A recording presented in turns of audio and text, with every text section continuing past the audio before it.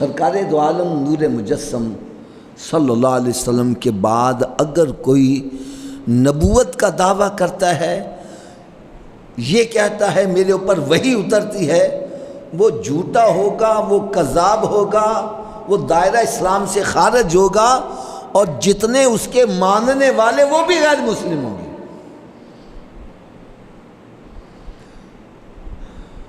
اور اس کی دلیل یہ عقیدہ کتنا اہم عقیدہ ہے۔ بعض بندے کہتے ہیں یار وہ جو جتھے لگا ہے صحیح لگا ہے، ہمیں کسی کو کہنے کی کیا ضرورت ہے۔ یار یہ عقیدہ اتنا امپورٹنٹ عقیدہ ہے، اتنا امپورٹنٹ عقیدہ ہے کہ سرکار دو عالم نور مجسم صلی اللہ تعالی علیہ وسلم کے پردہ فرمانے کے بعد فتنے بڑے کھڑے ہوئے۔ کس نے زکوٰۃ دینے کا انکار کر دیا، کوئی ویسے ہی مرتد ہو گئے، اسلام کو چھوڑ کر پھر گئے۔ انہوں نے سمجھا یہ سرکار کے دم سے تھا، بس آپ پردہ کریے تو اب ہمیں اسلام میں رہ کر کیا ملے گا، مرتد ہو گئے، اسلام کو چھوڑ دیا۔ کہیں کوئی فتنہ کھڑا ہو گیا، کہیں کوئی فتنہ کھڑا ہو گیا۔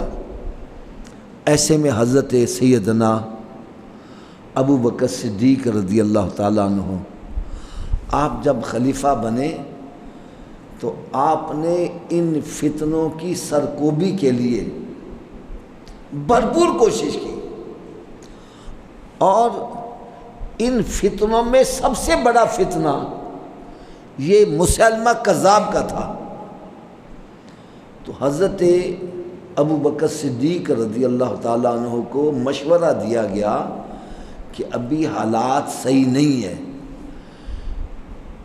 اسلام کی کشتی ڈاواں ڈول ہے، تو آپ یہ مسلمہ کے خلاف یہ اعلان جنگ نہ کریں۔ لیکن آپ نے فرمایا ختم نبوت کا مسئلہ میرے نزدیک اتنا امپورٹنٹ ہے کہ چاہے کچھ بھی ہو جائے میں نے اس فتنے کو ختم کرنا ہے۔ تو آپ نے مسلمہ کے خلاف جہاد کیا تھا، اور جنگ یمامہ اس میں بہت سارے صحابہ کرام شہید ہوئے، لیکن آپ نے ارشاد فرمایا کہ اس فتنے کو ختم کرنا ہے۔ مسلمہ کذاب اس کا نام نہیں تھا، مسلمہ اس کا نام تھا، اور کذاب اس کو کذاب کہتے ہیں سب سے بڑا جھوٹا۔ کذاب کا مطلب کیا ہوتا ہے؟ سب سے بڑا جھوٹا۔ اس کو سب سے بڑا جھوٹا کیوں کہا گیا؟ اس نے نبوت کا دعویٰ کیا تھا، یہ کہتا تھا کہ میں نبی ہوں۔ تو علماء کرام نے فرمایا کہ اس کا نام کذاب نہیں تھا، اس کا نام تو مسلمہ تھا۔ کذاب اس کو اس لیے کہا گیا کہ اس نے نبوت کا دعویٰ کیا۔ اب سرکار دو عالم نور مجسم صلی اللہ علیہ وسلم کے بعد اگر کوئی نبوت کا دعویٰ کرتا ہے تو وہ کذاب ہی ہوگا، وہ جھوٹا ہی ہوگا۔ اور جو اس کو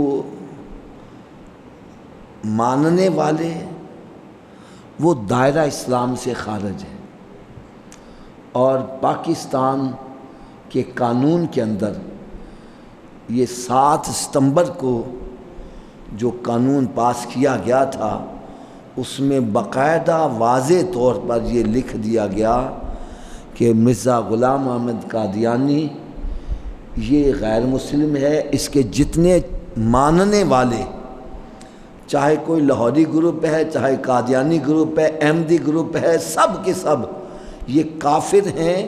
جو اس کو ماننے والے وہ غیر مسلم ہیں، اور ان کے اوپر پابندی لگائی گئی کہ یہ اپنے مذہب کی تبلیغ بھی نہیں کر سکتے، اور نہ ہی یہ شاعر اسلام استعمال کر سکتے ہیں، یعنی جو اسلام جس سے پہچانا جاتا ہے، یعنی جیسے ہمارے ہاں مساجد ہوتی ہیں، مسجد سے پتہ چلتا ہے یہ مسلمانوں کی عبادت گاہ ہے، یہ اپنی عبادت گاہ کا نام مسجد بھی نہیں رکھ سکتے۔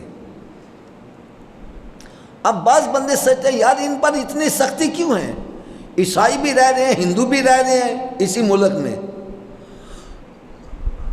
تو ان پر اتنی سختی نہیں جتنی ان پر سختی ہے؟ تو اس کا جواب یہ ہے کہ جتنے بھی غیر مسلم ہیں وہ اپنے آپ کو غیر مسلم تسلیم کرتے ہیں۔ اسلام کے اندر غیر مسلموں کے حقوق ہیں، ان کے حقوق دینے چاہیے، لیکن یہ ایسے بدبخت اپنے آپ کو غیر مسلم نہیں مانتے۔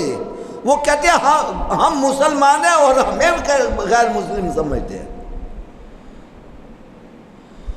وہ اسی طرح اذان پڑھتے ہیں، اسی طرح اقامت کہتے ہیں، اسی طرح نمازیں پڑھتے ہیں۔ ہم کہتے ہیں تم اگر غیر مسلم ہو تو اپنے آپ کو غیر مسلم تسلیم کرو، اور جو اسلام کی نشانیاں ہیں وہ آپ استعمال نہیں کر سکتے۔ یہ ایسے بدبخت ہیں، یہ وہ تبلیغ بھی اسی طرح سے، اسی طرح مسجدیں، اور اس طرح یعنی کہ نا جیسے منافقین اسلام کا لبادہ اوڑھ کر اسلام کی جڑیں کاٹتے تھے، یہ بدبخت اس طرح کاٹ کر۔ اور قرآن مجید میں رب تعالیٰ نے ارشاد فرمایا ان المنافقین فی الدرک الاسفل من النار، منافق جو ہے جہنم میں سب سے نچلے گڑھے میں ہوگا۔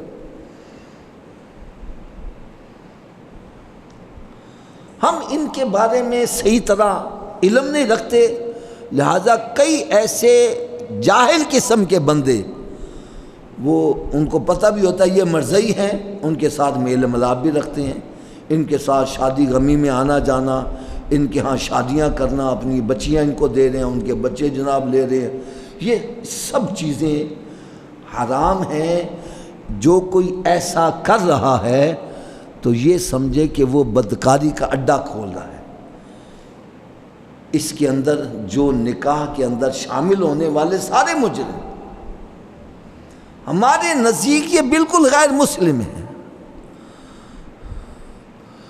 اور یقین جانو کہ میں اس قدر حیران ہوتا ہوں کہ ایک وہ بے ہوتی ہے نا بھیڑ چال، بھیڑ چال سمجھتے ہیں کیا ہوتی ہے؟ ایک بھیڑ جس طرف جا رہی ہے، دوسری بھیڑوں نے یہ نہیں دیکھنا یہ کدھر جا رہی ہے، وہ منہ اٹھا کے پیچھے چل جاتی۔ اسی طرح ہمارے ہاں بھی کچھ ایسی بھیڑ چال ہے، وہ یہ نہیں دیکھتے کہ کس طرف جا رہا ہے، بس پیچھے منہ اٹھا کے چلتے جا رہے ہیں، چلتے جا رہے ہیں۔ یار اندازہ کرو، جب سرکار صلی اللہ علیہ وسلم نے ارشاد فرمایا میں آخری نبی ہوں، قرآن مجید میں رب تعالیٰ نے ارشاد فرمایا ما کان محمد ابا احد من رجالکم ولکن رسول اللہ و خاتم النبیین، آپ خاتم النبیین ہیں، ختم کرنے والے۔ آپ کے بعد نبوت کا سلسلہ ختم ہو گیا۔ خاتم کا مطلب مہر بھی ہوتا ہے، اس کا مطلب ہے جب آپ کسی چیز کو پیک کر دے تو اس کے اوپر مہر لگا دیتے ہو۔ اب اس کا مطلب ہے اس میں کوئی کمی بیشی نہیں ہو سکتی۔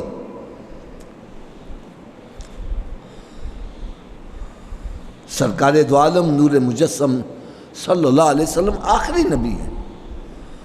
اور میں بھیڑ چال کا لفظ اس لیے استعمال کر رہا ہوں، اس لیے استعمال کرتا ہوں کہ اللہ کا نبی جو ہوتا ہے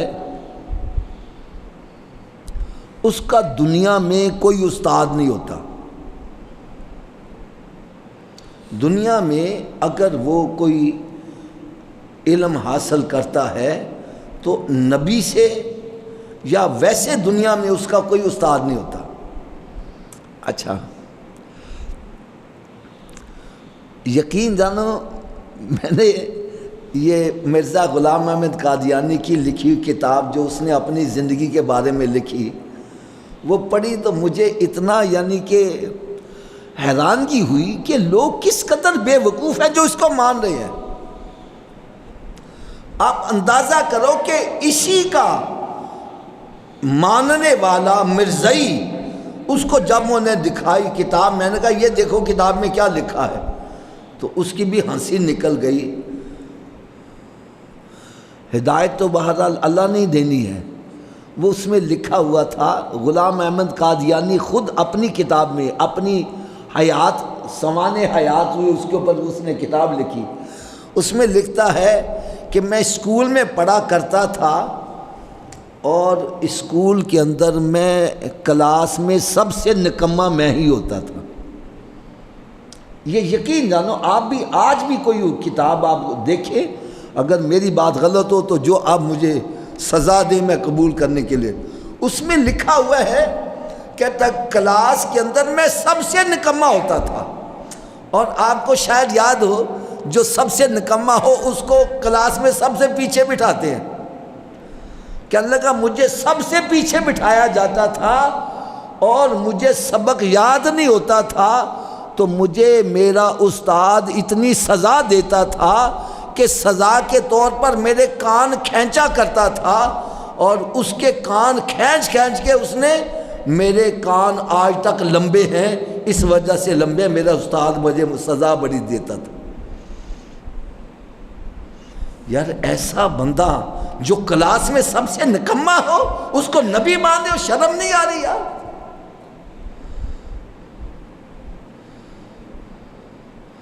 ارے نبی کا تو مقام یہ ہے کہ اپنے دور کے اندر سب سے افضل نبی ہی ہوتا ہے۔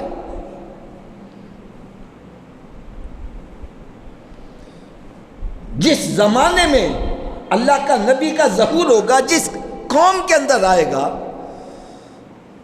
وہ نبی سب سے افضل اور اعلیٰ ہوتا ہے، اس کے اندر کوئی عیب ایسا نہیں ہوتا جس سے لوگ نفرت کریں، گھن کھائیں۔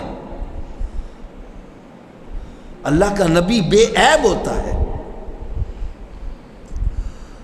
اور آپ سن کر حیران ہوں گے، یہ غلام احمد قادیانی یہ کانا تھا، ایک آنکھ سے نظر آتا تھا، ایک آنکھ سے نظر ہی نہیں آتا تھا۔ یار ایسے بندے کو نبی ماننا،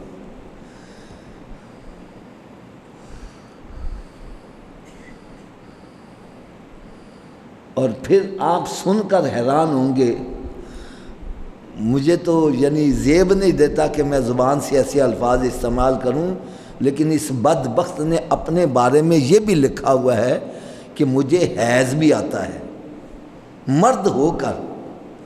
آپ اندازہ کرو، پھر اتنے جھوٹ اس نے بولے، اتنے جھوٹ بولے۔ ارے اللہ کا نبی تو سچا ہوتا ہے، اس کی زبان سے جو بات نکل جائے رب تعالیٰ ویسی کر دیتا ہے۔ اس نے کئی ایسی باتیں کی جو ساری کی صریحاً جھوٹ ثابت ہوئی۔ کہیں کہتا ہے میری محمدی بیگم سے آسمانوں پہ نکاح ہو گیا، یہ نکاح ہو جائے گا تو یہ ہو جائے گا، کچھ بھی نہ ہوا۔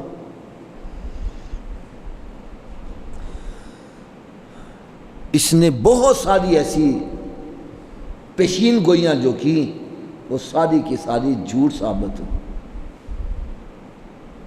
اور پھر اس کو ماننے والے دیکھو، اس کو میں کہتا ہوں بھیڑ چال، یہ نہیں دیکھتے کہ یہ کہاں جا رہا ہے، گڑھے میں گر رہا ہے۔ ایک بھیڑ گڑھے میں گر رہی ہے تو باقی بھی پیچھے گڑھ مڑ گرتے جا رہی، ان کو کہتے ہیں بھیڑ چال۔ بھائی وہ تو جہنمی ہے، اس کے پیچھے چلنے والے یہ جہنم میں گر رہے ہیں۔